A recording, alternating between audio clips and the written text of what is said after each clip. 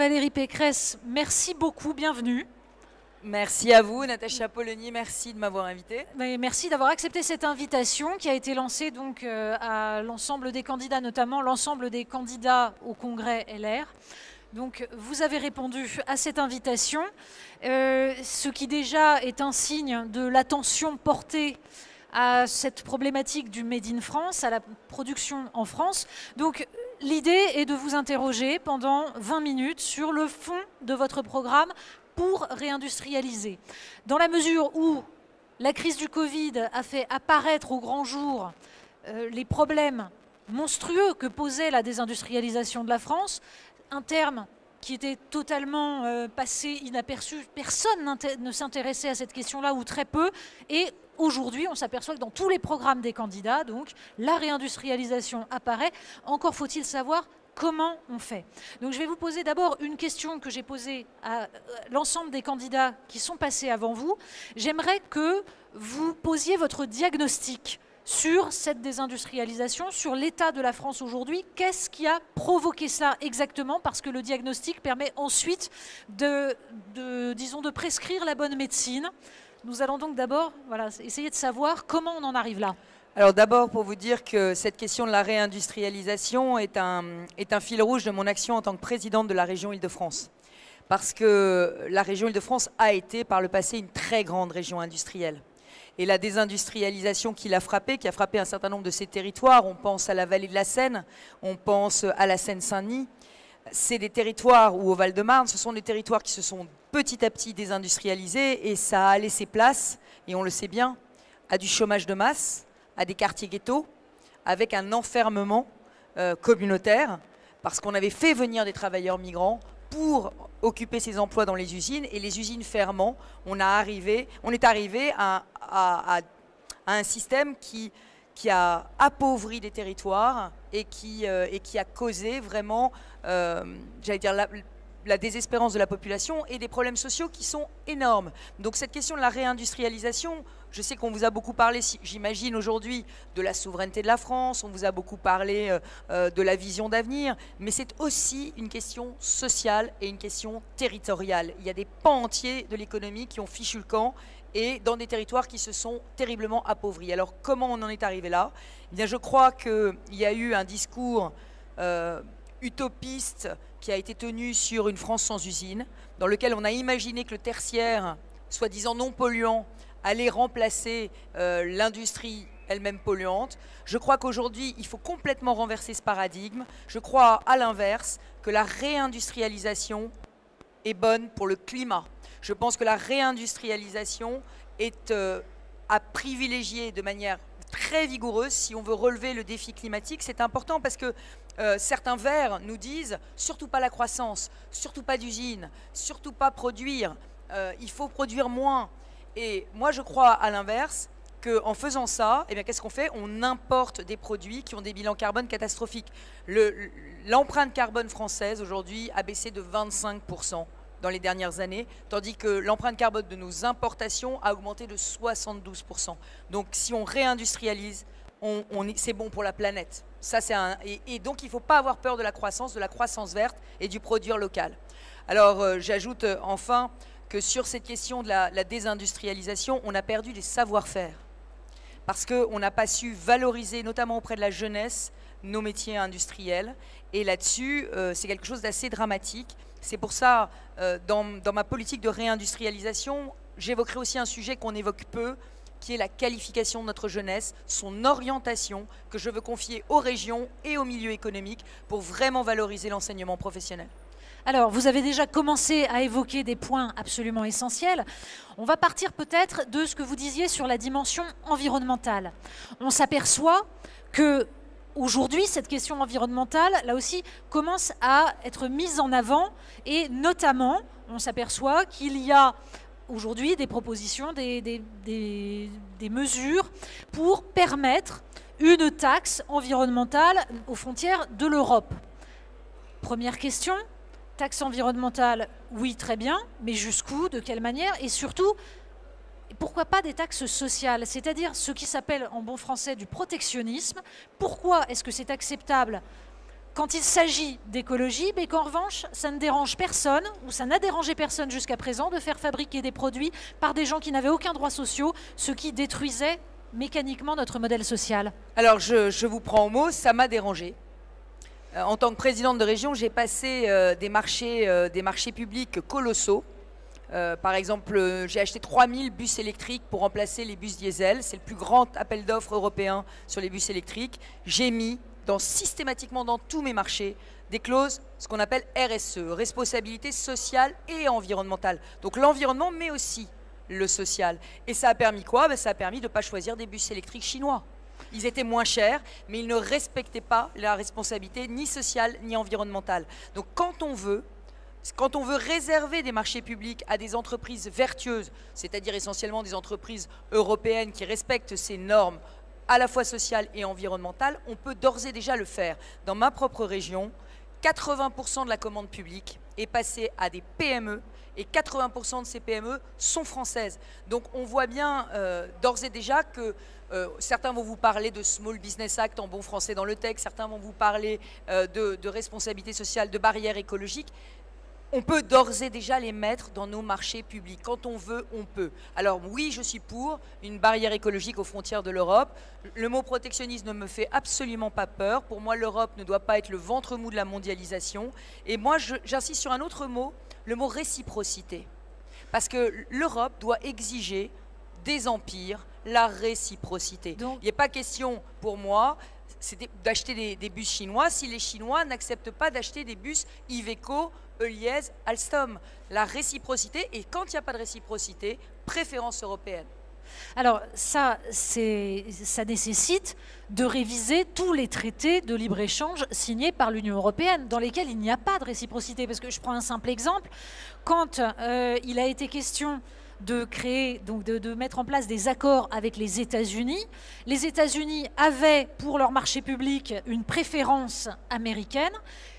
L'OMC a mis en place ces négociations et l'Europe n'a pas demandé la réciprocité là-dessus. Donc ça veut dire que vous iriez à l'échelle européenne réclamer cette réciprocité, cette renégociation de tous ces traités? On fait comment? Oui, je pense qu'il faut aujourd'hui qu'on ait ce qu'on appelle des clauses miroirs. Alors c'est les agriculteurs qui ont commencé à mettre ce sujet sur la table avec les accords de libre-échange agricole en disant c'est insupportable qu'on importe aujourd'hui des produits alimentaires. Vous savez que notre balance commerciale est ultra déficitaire dans tous les domaines, on est à 85 milliards d'euros. Ça n'a jamais été atteint, un tel déficit de la balance commerciale, alors que tous les autres pays sont excédentaires. La Belgique, l'Italie, l'Allemagne, n'en parlons pas. Marianne vient de consacrer un dossier entier dans son numéro qui est sur ce salon, justement en listant tous les domaines où nous sommes déficitaires. Je l'oubliais, mais je l'ai lu. Donc, effectivement, et y compris, et c'est là que ça devient fou, dans le domaine agricole, nous qui sommes l'un des premiers pays producteurs agricoles dans l'histoire, nous sommes déficitaires si on enlève les vins et les spiritueux. Donc nos agriculteurs ont tiré le signal d'alarme. Un rapport du Sénat dit qu'aujourd'hui, 10 à 15% des produits alimentaires que l'on achète dans nos supermarchés sont produits pas selon les normes environnementales européennes. Donc oui, je réponds à votre question, il faut renégocier les accords de libre-échange avec cette logique de la réciprocité. Et j'ajoute, si on veut vraiment réindustrialiser l'Europe, il faut accepter de changer notre politique de la concurrence. Parce que notre politique de la concurrence, elle nous empêche de faire des champions européens dans un certain nombre de domaines. Vous vous souvenez que l'Europe avait bloqué en son temps la fusion Alstom-Siemens, parce que, soi-disant, il n'y avait pas encore de grands champions ferroviaires chinois. Mais il y en aura un demain.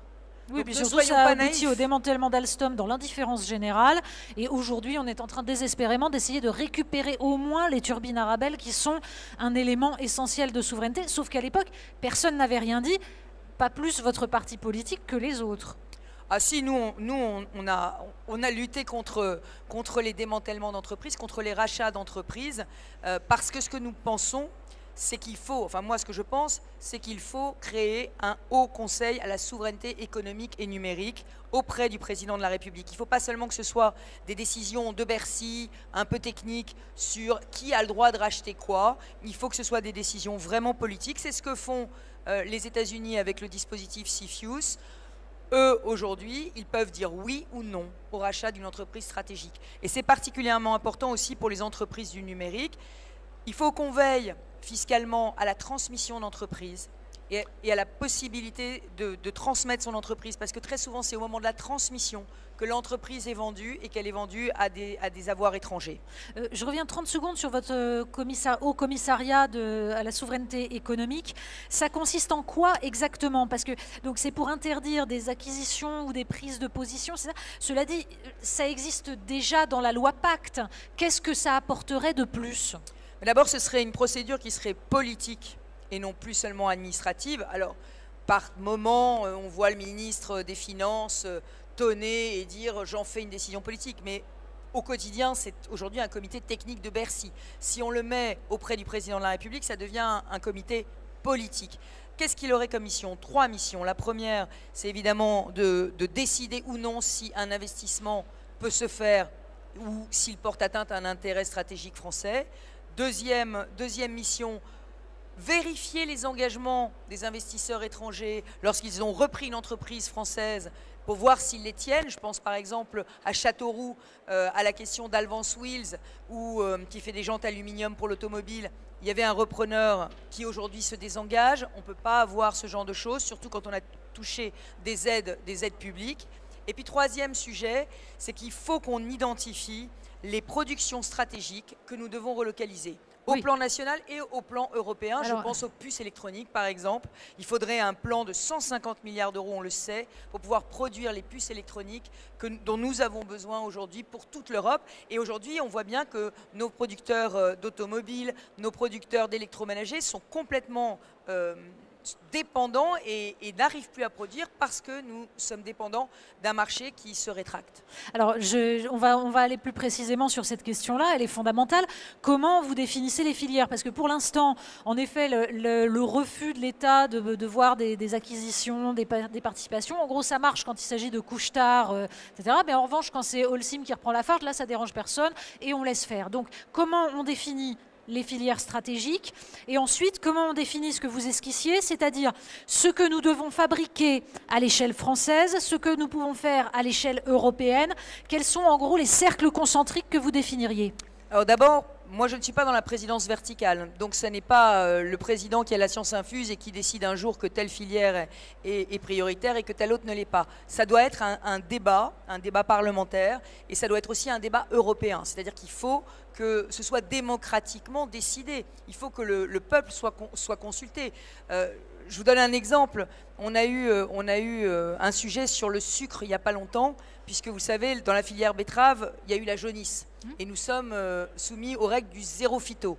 Donc la question c'était, est-ce qu'on autorise temporairement les phytosanitaires pour qu'on continue de produire de la betterave et donc du sucre en France? Le sucre est une production de souveraineté.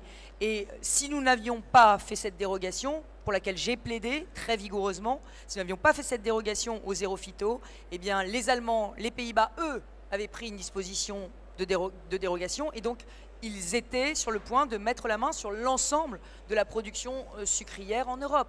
Donc vous voyez, il y avait débat là-dessus, puisque en fait, ce qui fragilise la filière sucre, c'est beaucoup l'importation, notamment en provenance du Brésil, qui est sans doute beaucoup plus compliquée à gérer pour cette filière que la question de ce parasite. Voilà. Enfin, si on ne produit plus de betterave, on ne produira plus de sucre. Hein. Ça, c'est une certitude. Sais, mais j'en viens là tout simplement parce que très souvent, cette question-là de la concurrence et de la façon dont elle se joue, elle est absolument fondamentale. Et quand je vous écoute, j'ai l'impression que vous m'expliquez que, en fait, nous avons tous les moyens législatifs pour réindustrialiser, que c'est juste une absence de volonté.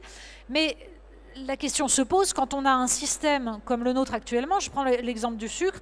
Je veux dire, nous avons un système de grande distribution en frontières ouvertes, avec donc des distributeurs qui ont la possibilité de dire à nos producteurs nationaux, bah, écoutez, c'est très simple, si vous ne me vendez pas moins cher, j'achète ailleurs, en provenance du Brésil ou d'ailleurs. Le problème est là, c'est le rapport entre les normes que nous avons et l'ouverture du marché. Est-ce que ça, vous êtes en train de me dire qu'en fait, Ça, pour l'instant, tout va bien et qu'on peut gérer avec ça? Ou est-ce que vous pensez qu'il faut changer 2-3 petites choses là-dedans? Ah non, je ne vous dis pas du tout que tout va bien, puisque je vous dis qu'au contraire, il faut créer un haut conseil à la souveraineté pour définir des productions de souveraineté et mieux les protéger. Donc je ne vous dis pas que tout va bien et je ne vous dis pas qu'on a tous les instruments. Moi, ce que je constate, c'est qu'au contraire, on n'est pas très compétitif.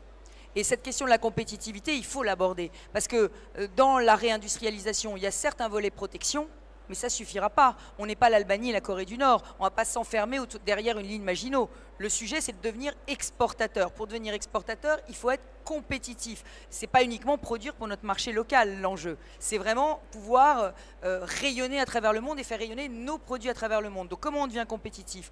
D'abord en baissant les normes. Et vous en avez parlé, nos normes sont un vrai poison. L'autre jour, je discutais avec un industriel d'une entreprise familiale de l'agroalimentaire bretonne et il me disait « Comment voulez-vous, il faut vraiment être patriote en France pour produire » alors que de l'autre côté de la mer, il y a la Grande-Bretagne qui n'est plus dans l'Union européenne et qui fait du dumping fiscal. Donc le sujet des normes va s'inviter dans cette campagne et moi, je veux mettre ce que j'appelle un comité de la hache auprès du Premier ministre pour qu'on puisse voir toutes les normes, déjà toutes les normes supplémentaires qu'on se met par rapport au reste de l'Union européenne. Ça, c'est impossible. Et ensuite, revoir tous les codes. Parce qu'on met beaucoup trop de temps à avoir des autorisations. Donc, j'ai lu, c'est très intéressant, le programme de la coalition allemande de M. Olaf Scholz, qui est social-démocrate, comme vous le savez, mais qui est allié avec des libéraux. Et dans leur premier programme de coalition, je ne sais pas si ce sera le définitif, mais enfin la première je ne sais pas comment on dit, plateforme. La première plateforme, qu'est-ce qu'ils disent? Nous nous engageons à diviser par 2 le délai des procédures administratives en Allemagne. Diviser par 2 et tout numériser. Ça veut dire pour un entrepreneur, pouvoir créer son entreprise beaucoup plus facilement. Deuxième sujet, les recours en justice. Vous savez bien aujourd'hui qu'on est très souvent attaqué par des recours en justice. Là aussi, il faut des délais de jugement pour les projets d'envergure, les projets économiques, pour pouvoir créer nos usines. Parce que ce n'est pas si facile de créer une usine en France, comme vous le savez. Et puis, il y a la question des taxes, ce qu'on appelle les impôts de production, qui sont beaucoup plus élevés en France et qui font qu'entre un côté de la frontière ou l'autre, prenez le Pays Basque par exemple, entre le Pays Basque espagnol ou le Pays Basque français, eh bien un investisseur choisira le Pays Basque espagnol. Donc il faut évidemment qu'on baisse ces impôts de production et moi je les baisserai, je commencerai par la C3S qui est une taxe sur le chiffre d'affaires, une taxe absurde qui se répercute en chaîne et en cascade sur toutes les entreprises. Alors cette question de la compétitivité, tout de même, elle doit être posée de façon précise, c'est-à-dire que compétitif par rapport à qui? Parce que tout le problème est de savoir par rapport à nos voisins européens, voilà, déjà. C'est ça la question. En fait, est-ce qu'on a une chance d'être compétitif par rapport à des pays comme le Pakistan, la Chine, non, vous avez etc. totalement raison. C'est par rapport, à des pays qui respectent le même cadre de normes environnementales et sociales que nous. Et au sein de l'Europe, tous les pays respectent les mêmes cadres de normes environnementales et sociales? Écoutez, on a et fiscales? Pas totalement, mais on est dans l'harmonisation et de toutes les façons, on a des directives qui norment normalement un grand nombre de nos productions. Donc moi, ce que je souhaite, c'est qu'on n'ait pas de surtransposition de nos directives. Et vous savez que c'est un mal français terrible. L'autre jour, prenons le bio par exemple. La loi climat qui vient d'être votée par le gouvernement rajoute des normes sur les pauvres agriculteurs bio qui déjà se sont mis en règle avec toute une série de prescriptions. Par exemple, on n'a pas le droit de commercialiser les produits maraîchers, les légumes sous serre bio avant mai. Pourquoi est-ce qu'on a mis avant mai? En Espagne, c'est en mars. Donc déjà, si on peut être dans la norme européenne et se dire qu'une fois qu'on a une norme européenne, elle nous concerne tous et pas surnormée en permanence, c'est insupportable. D'ailleurs, je ferai à l'Assemblée nationale et au Sénat un comité article 34, article 37 pour faire respecter la lettre de la Constitution française. La Constitution française prévoit que le législateur fixe les grands principes et que le règlement fixe les détails. Nous, c'est la loi qui fixe les détails. Alors quand on arrive au ministre qui veut exister, on est dans l'ultra-détail, et quand on arrive à la circulaire, je ne vous raconte pas, on en est à la couleur du bouton de guêtre. Donc nous sommes un pays de la surnorme permanente.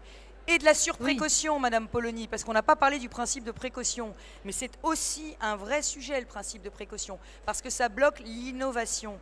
Et pour réindustrialiser, il faut innover.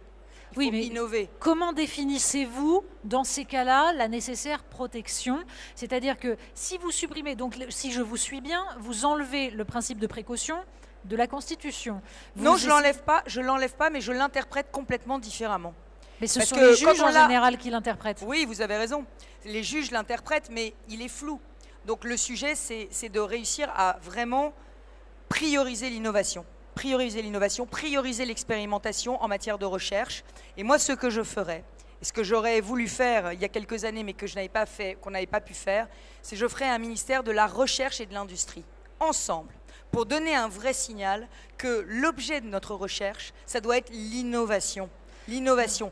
Parce qu'aujourd'hui, on a tendance à mettre la recherche avec l'enseignement supérieur et à se dire finalement la recherche, c'est du théorique. Alors, je respecte profondément la recherche fondamentale, parce qu'on n'inventera pas l'électricité en réformant la bougie. Donc, il nous faut de la recherche très fondamentale. Mais une fois qu'on a de la recherche très fondamentale, il faut qu'elle puisse se transformer en innovation, en produit. Et donc, mettre ensemble dans le même ministère la recherche et l'industrie pour pouvoir faire des recherches finalisées dans des secteurs stratégiques. On en a parlé, l'ordinateur quantique, l'intelligence artificielle, le cloud souverain, mais aussi évidemment l'avion à hydrogène, les puces, les batteries.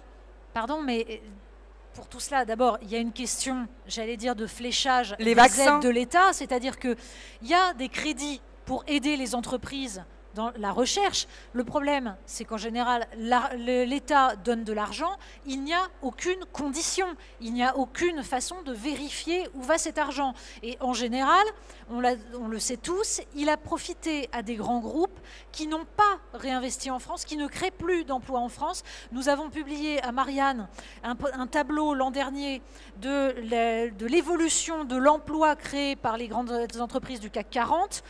La grande majorité a créé des emplois à l'étranger sur les 10 dernières années et a détruit des emplois en France.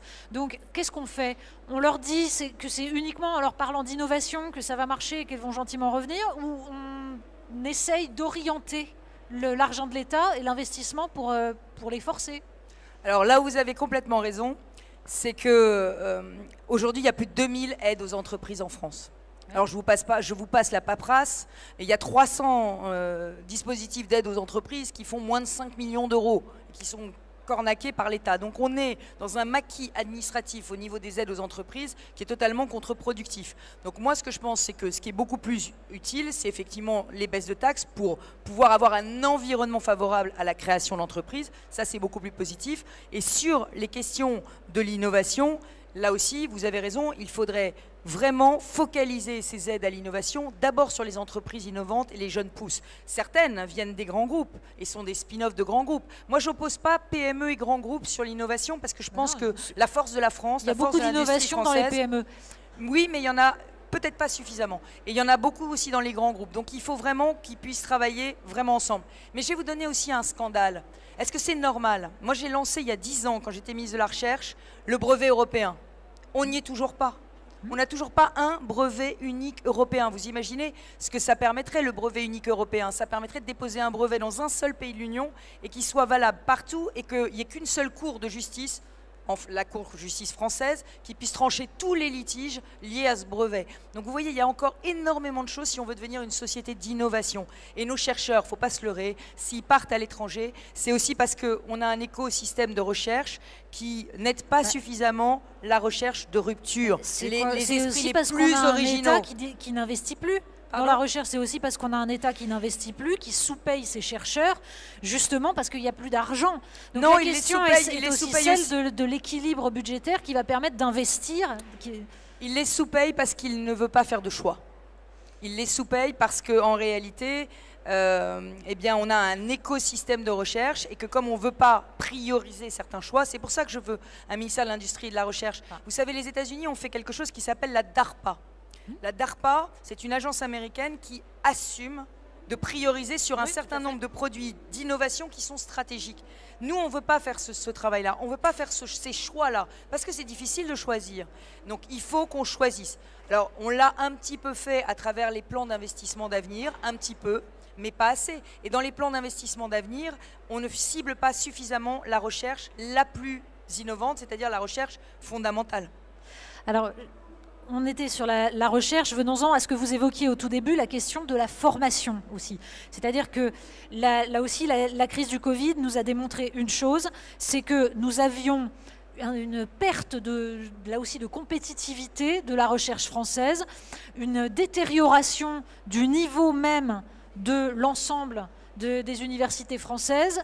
Nous ne sommes plus ni un pays d'inventeurs, ni un pays d'ingénieurs, ni même un pays d'ailleurs de producteurs, c'est-à-dire comment on reconstruit une formation qui permette d'avoir tous les échelons qui font qu'un pays peut produire correctement. Je vais quand même mettre un bémol à ce que vous dites. En réalité, les 20% meilleurs d'une classe d'âge en France aujourd'hui, ils sont toujours dans le top mondial. Le problème, c'est qu'ils sont dans le top mondial et ils se barrent ailleurs parce qu'ils n'ont pas le sentiment que la France leur offre les opportunités. Regardez dans le smartphone aujourd'hui, regardez Apple, regardez dans le cloud. Beaucoup des innovations de la Silicon Valley ont été faites par des Français. Et ça, il faut le dire. Il faut qu'on en soit fiers. Il faut qu'on en soit fiers et qu'on se pose quand même la question, pourquoi ces personnes qu'on a formées dans notre système sont parties. Mais là où vous avez raison, c'est que le niveau baisse. Et le niveau baisse de manière absolument dramatique. Mais si vous me lancez là-dessus, ce n'est pas 20 minutes que vous allez avoir, c'est 1 heure, parce que moi je veux un sursaut national pour l'école.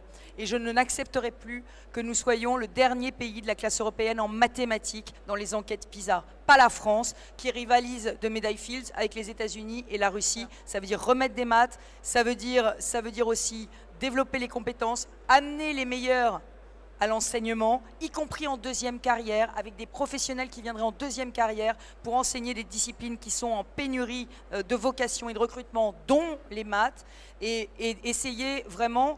Alors, on aura aussi un problème avec la réforme du lycée, parce que cette réforme du lycée fait de l'orientation très précoce, et vous le verrez, moi je le vois déjà dans les lycées de France, aujourd'hui, beaucoup de jeunes filles qui faisaient des bacs S, parce qu'elles étaient meilleures élèves, aujourd'hui s'orientent, c'est l'esprit de la réforme du lycée, vers des matières qu'elles aiment, donc prennent certes encore des maths, mais plus de sciences d'ingénieur, plus de sciences numériques. Et donc on aura un problème sur les femmes en sciences à un moment donné qui se posera. Et là aussi ce sera un peu tragique pour la France de perdre ses compétences féminines. Alors là, depuis tout à l'heure, vous nous parlez beaucoup de l'innovation, des hautes technologies, de la recherche. Mais le capital humain est très important. Il est très important, mais il y a aussi un autre capital humain absolument énorme. C'est celui qu'on trouve partout sur les territoires français, parce que la question, ce n'est pas seulement de recréer des filières hautement compétitives, des filières innovantes, c'est de savoir exactement tout ce qu'on peut refabriquer en France.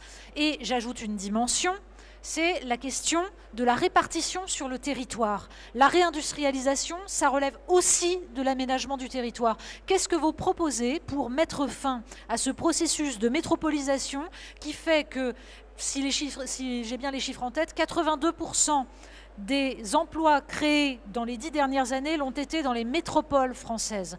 Or ça, c'est parce que partout en France, des petites entreprises ont fermé dans des villes moyennes.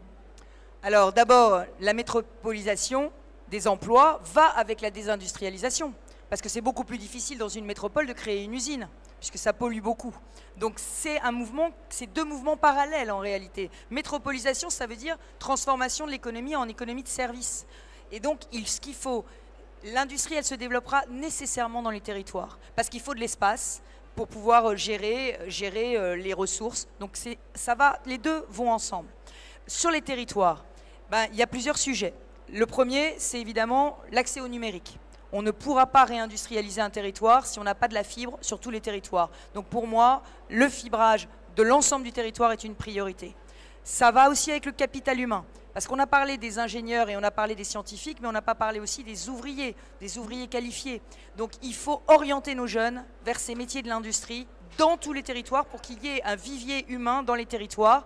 Et ça passe par confier aux régions et aux entreprises, avec les entreprises, la mission d'orientation des jeunes dans les collèges et de les orienter vers les besoins du territoire. Parce que c'est comme ça qu'on va revaloriser les filières professionnelles. Et qu'on soit clair, si on n'a pas de soudeurs, si on n'a pas de techniciens, d'électriciens, on ne pourra pas réindustrialiser. Et on ne devient pas soudeur et électricien quand on est en échec scolaire. Ça n'est pas vrai. Il faut avoir les fondamentaux, il faut maîtriser les maths, il faut savoir lire et écrire. Donc il faut qu'on arrête de penser que les filières professionnelles, c'est un pis-aller pour des décrocheurs. Ça n'est pas vrai. Ça doit être des métiers de réussite et on doit y investir comme dans les filières de réussite. Et puis sur les territoires, alors sur les territoires, qu'est-ce que je propose? Moi, je propose de défiscaliser l'investissement de proximité. C'est-à-dire que dans les villes de moins de 20 000 habitants, je propose de faire l'équivalent du dispositif Madelin que vous connaissez pour les PME. C'est-à-dire que je propose qu'on puisse investir jusqu'à 20 000 euros dans une entreprise du territoire.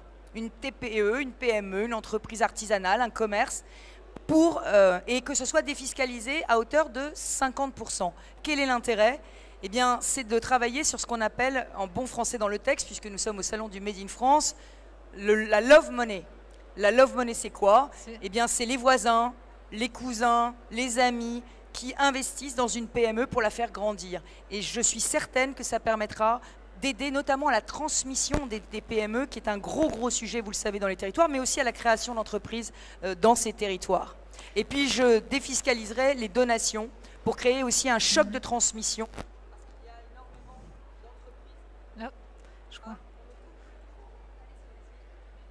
Il y a énormément d'entreprises qui vont être transmises après cette crise Covid, beaucoup d'entrepreneurs qui sont fatigués d'avoir vécu tous ces chocs et qui ont envie de transmettre, donc permettre de défiscaliser ces transmissions. Merci beaucoup Valérie Pécresse, il y aurait eu sans doute beaucoup d'autres choses à dire. En tout cas, merci d'avoir accepté notre invitation, d'avoir joué le jeu. Voilà.